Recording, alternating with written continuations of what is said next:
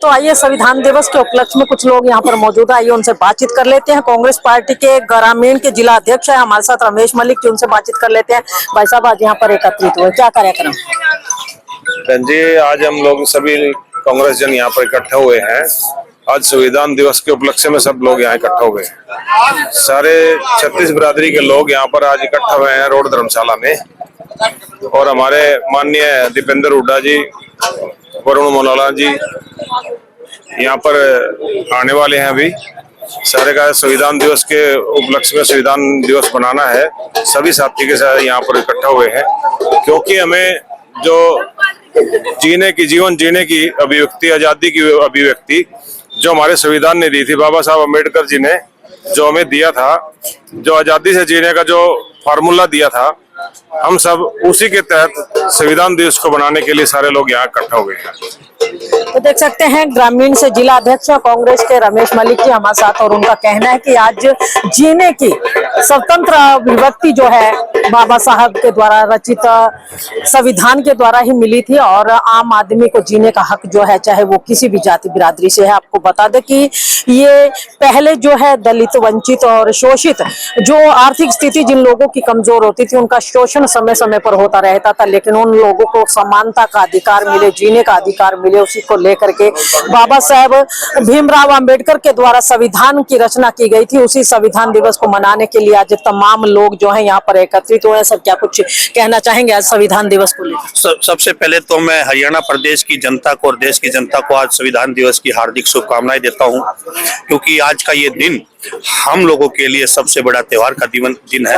क्योंकि आज ही क्या संविधान ही एक ऐसी चीज है जिसमें महिला को, पुरुष को, गरीब को, अमीर को, मजदूर को, अफसर को, सबको एक बराबरी का अधिकार अगर किसी ने दिया तो भारत के संविधान ने दिया। और संविधान के जो निर्माता थे डॉक्टर B.R. अम्बेडकर जी थे।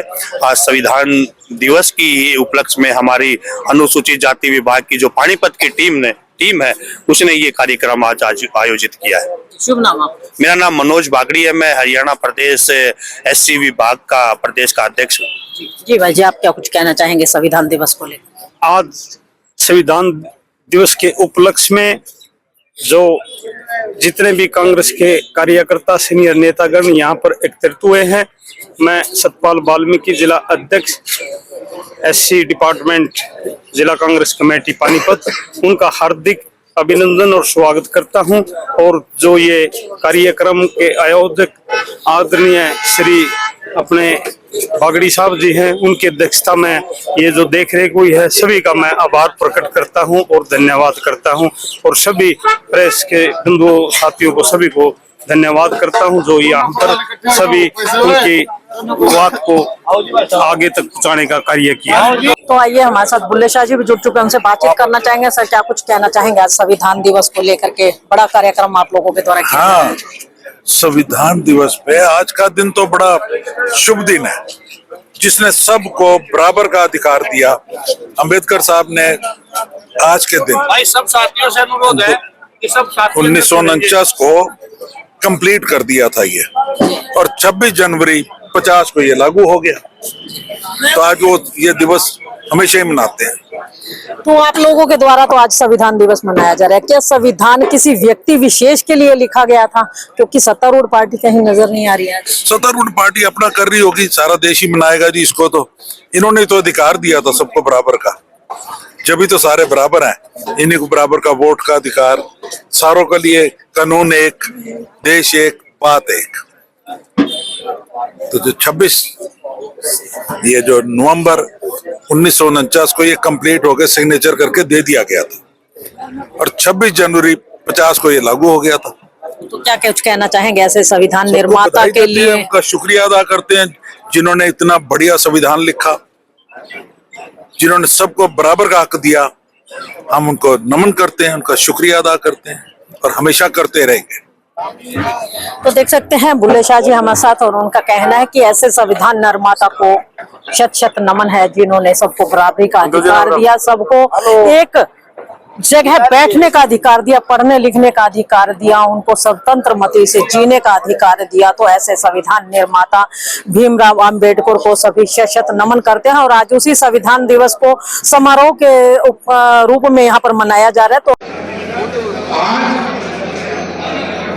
संविधान दिवस मनाने के लिए हम लोग इकट्ठा हुए और जब से बीजेपी की सरकार आई तब से इस संविधान के ऊपर लगातार चुनौती हम लोग देख रहे हैं। ये संविधान है क्या? संविधान केवल दो चीजों का वायदा करता है, दो चीज। अगर आप संविधान का पहला पन्ना पढ़ें तो जितने भी संविधान में लिखा गया है केवल दो चीजों के लिए है। एक, ये देश एक रहे, अखंड रहे, ये संविधान का पहला पर्पस। और दूसरा, कि हर नागरिक गरिमा के साथ जी सके, इज्जत से जी सके। और जितने भी अधिकार मिले, बाबा साहेब अंबेडकर की कलम से जो लिखा गया संविधान है, उसमें जो भी अधिकार दिए गए, उसका केवल और केवल एक मकसद है कि हर नागरिक सम्मान के साथ, इज्जत के साथ जी सकेगा। तो हर वर्ग के अधिकार है, हर नागरिक के अधिकार है, जनता के अधिकार है, किसान के, मजदूर के, अगड़े के, पिछड़े के, एससी समाज के, बैकवर्ड समाज के, जनरल के, महिला के, पुरुष के, नौजवान के, तमिलनाडु के, हरियाणा के, दिल्ली के, कश्मीर से कन्याकुमारी तक हर भारतीय नागरिक के अधिकार संविधान है तो अधिकार सुरक्षित हैं। और सबको संविधान में हर वर्ग को उनके भविष्य को देखते हुए उनके अधिकारों को सुनिश्चित करने का कार्य किया। और इस संविधान दिवस पर यही संकल्प हमें लेना आज कि हम उस संविधान को, संविधान की रक्षा करें। और जो संविधान जो ताकतें संविधान को और हमारे प्रजातंत्र को जो कमजोर करना चाहते हैं, जो संविधान को तोड़ना चाहते हैं, जो प्रजातंत्र का गला घोटना चाहते हैं, जो ताकतें, उन ताकतों का मुकाबला करें। मैं बधाई देता हूं आपको, मैं बधाई देता हूं ऐसी डिपार्टमेंट, आज इतना अच्छा कार्यक्रम आपने आयोजित किया। और मैं बधाई देता हूं आपके माध्यम से हरियाणा की जनता को। गुरदीप जी आप यहाँ बैठे हैं, जब 2024 में बीजेपी के नेताओं ने बयान दिया कि हम संविधान को तोड़ेंगे और हमारी अगर सीट आ गई, 400 पार का नारा दिया, 2/3 बहुमत आ गई तो हम संविधान को बदल देंगे। तो 28 प्रदेशों में चुनाव था, 28 लोकसभा चुनाव, 28 प्रदेश और 6 यूनियन टेरिटरीज में जब चुनाव पूरे देश में हुआ तो कश्मीर से कन्याकुमारी तक कांग्रेस पार्टी और इंडिया गठबंधन की अगर सबसे ज्यादा मत प्रतिशत किसी एक प्रदेश में आया तो दशेरे तमिलनाडु या केरल में नहीं आया। सबसे ज्यादा मत प्रतिशत हरियाणा में पिछले साल आपने कांग्रेस पार्टी को इंडिया गठबंधन को देने का कार्य किया, 47.6%। और बराबर की सीट आपने 5 कांग्रेस पार्टी को यहाँ से वरुण जी और हमको भी संविधान की रक्षा की, भाजपा के घमंड को तोड़ने का काम किया, संविधान को बचाने का काम किया। ना तो आपने देखा होगा इन्होंने कह दिया था संविधान बदलेंगे और उसके बाद जब हम गए संसद में और संसद में जय संविधान और जय भीम बोलते हुए हम गए तो उसकी 30 बीजेपी को कितनी उसकी 30 हुई होगी कि जैसे ही हम संसद में गए तो हमारे जो केंद्रीय गृह मंत्री हैं उन्होंने राज्यसभा में संसद में खड़े होकर कहा कि इतना जय संविधान जय भीम बोल रहे हैं, ये तो अपना भगवान मान रहे हैं। मतलब हमें एक तरीके से आपने लिखा होगा कि ये तो भगवान बोल रहे हैं। मैं कहना चाहता हूं बीजेपी को, हाँ हम भगवान बोल रहे हैं। बाबा साहब भगवान से कम नहीं वाली है। और ये संविधान एक ग्रंथ से, देश के लिए एक ग्रंथ से कम नहीं है, क्योंकि संविधान में सबके अधिकार है। और चुनौती देते हैं भाजपा वालों को, ये संविधान बनने के लिए बहुत लंबा संघर्ष पहले देश को आजाद होने के लिए हुआ, जिसमें देश का हर नागरिक हर बात से ऊपर उठ के एक होकर देश को आजाद करने के लिए हर नागरिक ने अपना संघर्ष किया, स्वतंत्रता संग्राम की वो लड़ाई जाति, धर्म, भाषा, भूषा हर बात से ऊपर उठकर हर हिंदुस्तानी की इस लड़ाई में कि देश आजाद हो, हमारा राज हो, खुद का स्वराज हो। और जब देश आजाद हुआ, देश आजादी के बाद संविधान सभा बनी और उन्हीं आदर्शों और मूल्यों को लेते हुए सभी बाबा साहब के नेतृत्व में जो उनके चेयरमैनशिप में जो कमेटी बनी, संविधान सभा बनी, उसमें जैसे कहा गुरदीप जी, पंडित नेहरू, डॉक्टर आजाद प्रसाद, मौलाना आजाद, हमारे क्षेत्र से, इस इलाके से चौधरी रणबीर सिंह हुड्डा जी, जो मेरे स्वर्गीय दादाजी, सभी लोगों ने मिलकर बाबा साहब के नेतृत्व में लगातार 47 से लेकर और 1949 26 नवंबर तक मेहनत करके संविधान देश को दिया। संविधान की ड्राफ्ट पूरी हुई 26 नवंबर को, तो आज का हम संविधान दिवस इसीलिए मना रहे हैं। और उसके बाद संविधान लागू हुआ 26 जनवरी 2050 में संविधान लागू हुआ। देश हमारा प्रजातांत्रिक रिपब्लिक गणराज्य के रूप में देश हमारा स्थापित हुआ। यही फर्क है हिंदुस्तान में और हमारे पड़ोसी मुल्क उसी समय जो आजाद हुए थे। पाकिस्तान की बात करो, बाकी मुल्कों की बात करो, वहां तो आम नागरिक को अधिकार नहीं है, ना प्रजातंत्र है, ना हर वर्ग के अधिकारों को सुरक्षित नहीं करने का काम किया गया है। यही मूल अंतर है।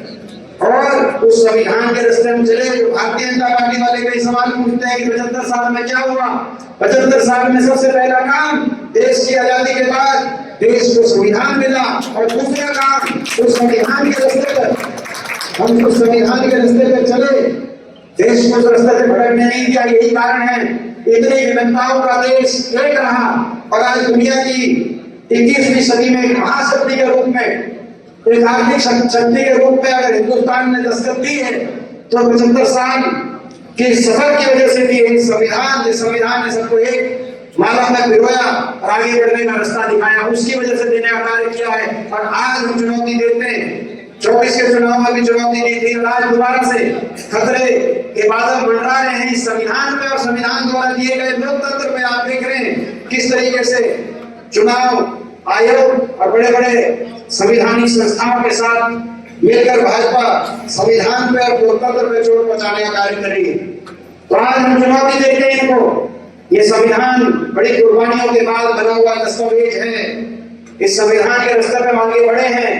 आप कितना ही जोर लगा लो, ये संविधान है जिसमें बाबा साहब से लेकर और चौधरी रणबीर सिंह हुड्डा जी तक के दस्तखत इस संविधान का अंकित है। इस संविधान को हम एक इंच भी हिलने नहीं देंगे, संविधान को कमजोर नहीं देंगे। आज संविधान और संविधान के द्वारा हमें मिले लोकतंत्र पर भारतीय जनता पार्टी चौतरफा प्रहार कर रही है। और ऐसे में हमने संकल्प लिया इस संविधान दिवस पर कि संविधान की रक्षा की जाए, क्योंकि संविधान में ही हर वर्ग के अधिकार निहित हैं। आज पूरे देश में अगर हर वर्ग को एक माला में पिरोकर हर वर्ग के अधिकारों को सुनिश्चित करने का कार्य किसी महाग्रंथ ने किया है, तो उस ग्रंथ का नाम संविधान है। और इसीलिए मैं समझता हूं कि आज कांग्रेस पार्टी ने संविधान दिवस पे यहाँ पे एक संकल्प लिया है। किशन बेदी पानीपत आए थे, उन्होंने कहा था वोट चोरी एक व्यक्तिगत मामला है। देखिए, अगर वो व्यक्तिगत मामला कह रहे हैं, वो अपने इलेक्शन की बात कर रहे होंगे, शायद उन्होंने वहां पे उनकी जानकारी हो, वहां भी चोरी हुई हो। लेकिन ये जो चुनाव प्रक्रिया है, इसमें बहुत बड़े स्तर पर भारतीय जनता पार्टी द्वारा इस प्रक्रिया को प्रभावित करके अपने पक्ष में नतीजे लाने का कार्य किया जा रहा है देश में। आपने देखा किस तरीके से साम दाम दंड भेद का प्रयोग, चुनाव आयोग के साथ मिलीभगत करके मतदाता सूची में गड़बड़ घोटाला, अंधा पैसा, भ्रष्टाचार द्वारा अर्जित पैसे को चुनाव में उस पैसे का उपयोग, प्रयोग और दुरुपयोग करके वोट खरीदने से लेकर बड़े बड़े इंडिपेंडेंट कहीं कमिटी कैंडिडेट उतार दिए, कहीं सोशल मीडिया को प्रभावित करने का कार्य किया। हर तरीके से लेवल प्लेइंग फील्ड आज प्रजातंत्र में नहीं रही। समान अवसर पार्टियों को अपनी बात लोगों तक पहुंचाकर और 5 साल के कार्यकाल के आधार पर वोट लेने का नहीं रहा। ये केवल आखिरी 5 दिन में इस तरह के खेल खेले जा रहे हैं और अपन सत्ता पे काबिज की भारतीय जनता पार्टी होने का कार्य कर रही है। और इसीलिए हमारी वो प्रजातंत्र को बचाने की लड़ाई जारी है। आए थे, कुरुक्षेत्र आए थे, कोई सौगात नहीं मिली जैसे हरियाणा वालों को उम्मीद थी। आज वो तो कब 11 साल ही नहीं मिली। 12 साल नहीं मिली तो अब तो क्या क्या कितनी बार आते हैं, कोई अब तो उम्मीद ही नहीं बची। हरियाणा वालों को कोई उम्मीद नहीं थी, आपको होगी। और ये लड़ाई आपको बचाने के लिए, क्योंकि अगर प्रजातंत्र अगर खत्म हो गया, प्रजातंत्र और संविधान अगर नहीं रहा और प्रजातंत्र खत्म हो गया, तो कहीं ना कहीं आने वाले समय में पत्रकार साथियों क्या भविष्य रहेगा उसकी भी हमें चिंता है। आज आप संविधान मिनिस्टर पर आपने जिलाध्यक्ष आए हैं ग्रामीण में, शहरी में, तो क्या सर रणनीति तैयार हो रही है, क्या आप लोग करना जा रहे हैं? आपका देखिए, आने वाले समय में मिलजुल कर कांग्रेस पार्टी के लिए दोबारा हम लड़ाई लड़ेंगे और प्रदेश को बचाने के लिए संघर्ष, हर वर्ग की लड़ाई, और लड़ी रहे हैं, हर वर्ग की लड़ाई लड़ी रही है कांग्रेस पार्टी। आज आपने देखा, आखिर में आज आपने देखा, हम श्रद्धांजलि देते हैं। हमारा एक हीरा जैसा इस प्रदेश का बेटा हार्दिक, लाखन माजरा गांव से, जो नेशनल बास्केटबॉल टीम के अंदर जिनका सिलेक्शन हो गया था, लेकिन आज सरकार की बेरुखी, 11 साल से जो स्टेडियम बने थे, खेल स्टेडियम, हमारी सरकार में उनमें 1 रुपया उन स्टेडियम के देख रेख के लिए, रख रखाव के लिए नहीं दिया गया इस सरकार द्वारा। और यहाँ ना तो खुद दिया कहीं तक देख रेख के लिए ग्रांट, और हमारे ऐसे विपक्ष के सांसद, मैंने 18 लाख की ग्रांट दी लाखन माजरा स्टेडियम में, जहां पे पोल प्रैक्टिस करते टाइम पोल के गिरने से नेशनल बास्केटबॉल प्लेयर हमारे हीरे जैसे बेटे को अपनी जान गंवानी पड़ी, और 18 लाख को भी पिछले 3 साल से लगने नहीं दिया सरकार ने। क्योंकि विपक्ष के हम सांसद हैं, हम इनके टारगेट पे रहते हैं। हमारे सांसद कोटा भी जो समय पे लगना चाहिए नहीं लगाते। आज ये प्रशासन की जो लापरवाही और बेरुखी की वजह से आज हमने एक बेटा खोया है। पूरा देश के दिल के अंदर इस बात की चोट पहुंची है, और ये मैं समझता हूं कि आज हमें सारे देशवासियों को ये सोचने में मजबूर होना चाहिए। और बार बार मैंने संसद तक बात उठाई, 3,500 करोड़ का खेल बजट, लेकिन हरियाणा को 28 राज्यों में सबसे कम, हरियाणा को 80 करोड़ मिला मात्र। गुजरात जैसे प्रदेश को देश में सबसे ज्यादा 601 करोड़ मिला, जबकि आधे से ज्यादा मेडल हरियाणा वासी लेके आते हैं, हरियाणा से निकले हुए खिलाड़ी लेके आते हैं। लेकिन हरियाणा को देश में सबसे कम खेल बजट देने का क्या औचित्य था? मैंने संसद में भी बात उठाई, लेकिन आज सरकार की जो अनदेखी क्या सरकार कर रही है, उसको आज उसका एक सबूत देश के सामने आया है। देशवासियों को इस पर सोचना चाहिए। सर, आज संविधान दिवस में एक आखिरी क्वेश्चन